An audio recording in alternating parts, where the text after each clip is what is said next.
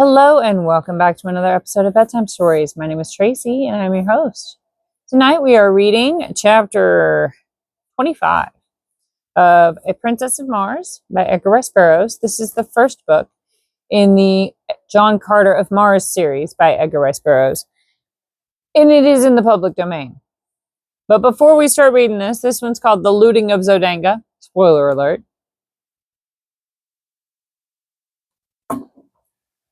I need to ask you some serious questions. Have you gone pee in the potty yet? Did you brush your teeth? Have you got your water next to the bed? Have you done your stretches? You got all that done already? Good job, excellent work. I'm very impressed, very proud. Well, since all of that's already done and there's nothing else to do except, get comfy cozy, snuggled up, bug and rug.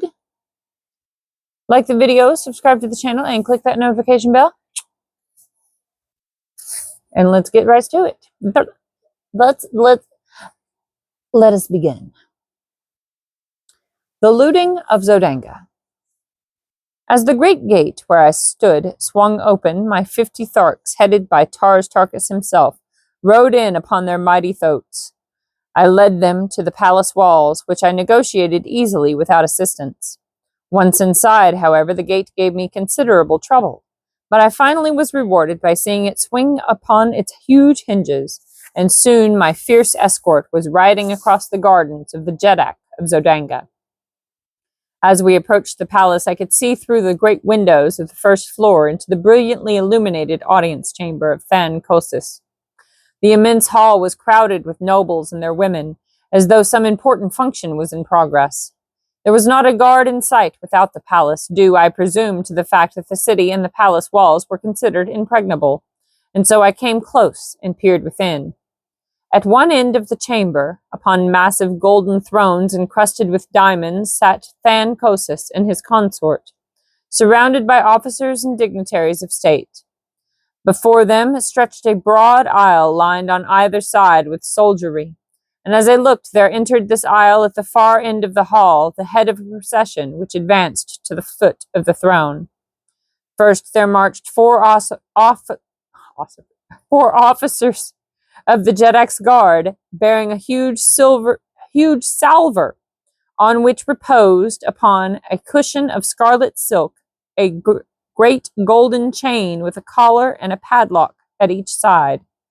Directly behind these officers came four others carrying a similar salver, which supported the magnificent ornaments of a prince and princess of the reigning house of Zodanga.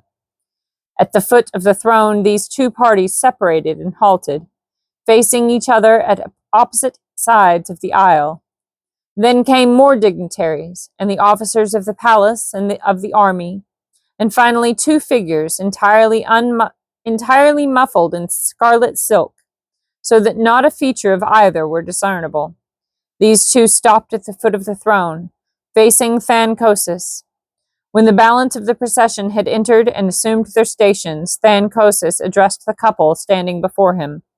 I could not hear his words, but presently two officers advanced and removed the scarlet robe from one of the figures, and I saw that Kantos Kan had failed in his mission, for it was Sab Than, Prince of Zodanga, who stood revealed before me.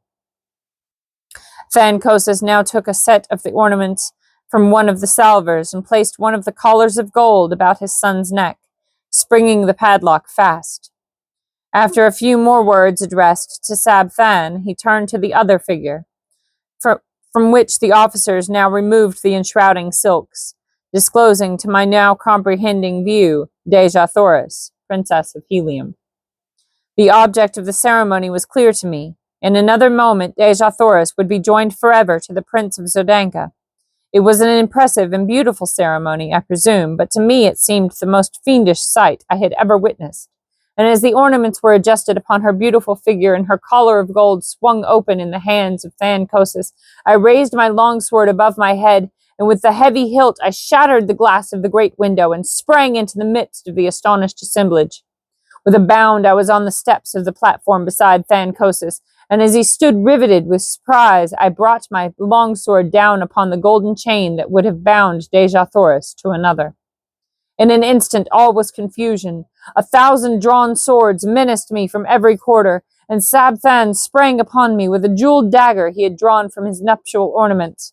I could have killed him as easily as I might a fly, but the age-old custom of Barsoom stayed my hand, and grasping his wrist as the dagger flew toward my heart, I held him as though in a vice, and with my longsword pointed at the far end of the hall. "Zodanga has fallen," I cried. "Look!"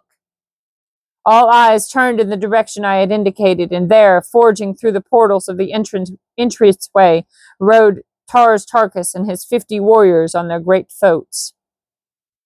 A cry of alarm and amazement broke from the assemblage, but no word of fear, and in a moment the soldiers and nobles of Zodanga were hurling themselves upon the advancing Tharks.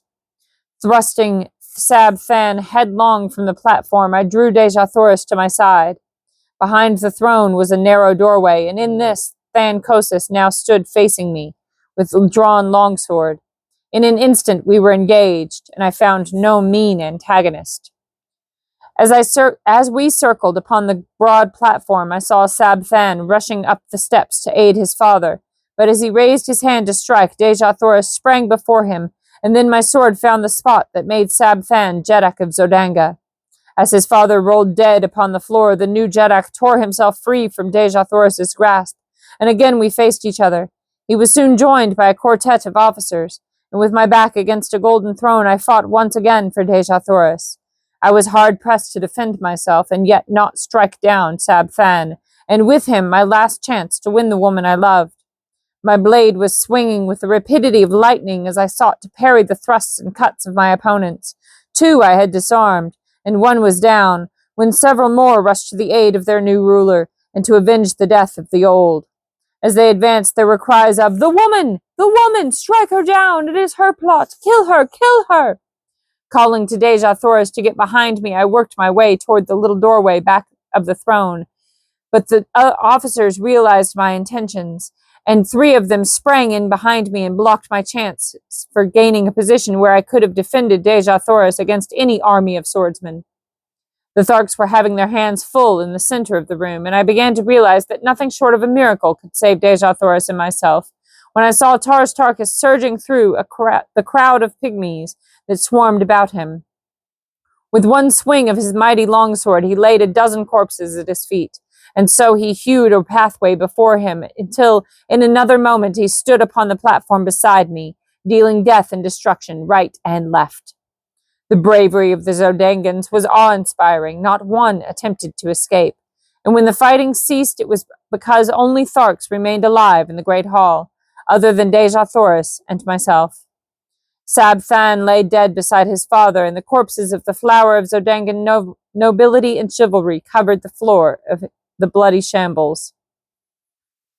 My first thought when the battle was over was for Kantos Kan, and leaving Dejah Thoris in charge of Tarkus, I took a dozen warriors and hastened to the dungeons beneath the palace. The jailers had all left to join the fighters in the throne room, so we searched the labyrinthine prison without opposition. I called Kantos Kan's name aloud in each new corridor and compartment, and finally I was rewarded by hearing a faint response. Guided by the sound, we soon found him, helpless, in a dark recess. He was overjoyed at seeing me and to know the meaning of the fight, faint echoes of which had reached his prison cell. He told me that the air patrol had captured him before he reached the high tower of the palace, so that he had not even seen Sabthan. We discovered that it would be futile to attempt to cut away the bars and chains which held him prisoner, so at his suggestion I returned to search the bodies on the floor above for keys to open the padlocks of his cell and of his chains.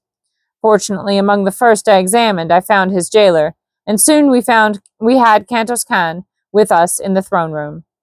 The sounds of heavy firing mingling with shouts and cries came to us from the city's streets, and Tarkus hastened away to direct the fighting without. Kantos Kan accompanied him to act as guide, the green warriors commencing a thorough search of the palace for other Zodangans and for loot, and Dejah Thoris and I were left alone. She had sunk into one of the golden thrones, and as I turned to her, she greeted me with a wan smile. "Was there ever such a man?" she exclaimed. "I know that Barsoom has never before seen your like. Can it be that all earthmen are as you? Alone, a stranger, hunted, threatened, persecuted. You have done in a few short months what in all the past ages of Barsoom no man has ever done, joined together the wild hordes of the sea bottoms and brought them to fight as allies of a red Martian people. The answer is easy, Dejah Thoris, I replied, smiling. It was not I who did it. It was love. Love for Dejah Thoris, a power that would work greater miracles than this you have seen. A pretty flush overspread her face, and she answered, You may say that now, John Carter, and I may listen, for I am free. And more still I have to say, ere it is again too late, I returned. I have done many strange things in my life, many things that wiser men would not have dared, but never in my wildest fancies have I dreamed of winning a Dejah Thoris for myself. For never had I dreamed that in all the universe dwelt such a woman as the Princess of Helium. That you are a princess does not abash me, but that you are you is enough to make me doubt my sanity as I ask you, my princess, to be mine. He does not need to be abashed, who so well knew the answer to his plea before the plea was made, she replied, rising and placing her dear hands upon my shoulders, and so I took her in my arms and kissed her. And thus, in the midst of a city of wild conflict filled with the alarms of war, with death and destruction reaping their terrible harvest around her, did Dejah Thoris, Princess of Helium, true daughter of Mars, the god of war, promise herself in marriage to John Carter, gentleman of Virginia. That's the end of that chapter, chapter 25. That was very exciting, wasn't it? Yay, John! Okay, well, good night. Sleep tight. Don't let the bed bugs bite. Do not let the bed bugs bite. And if they do, you bite them back. Okay? I love you so much. Good night.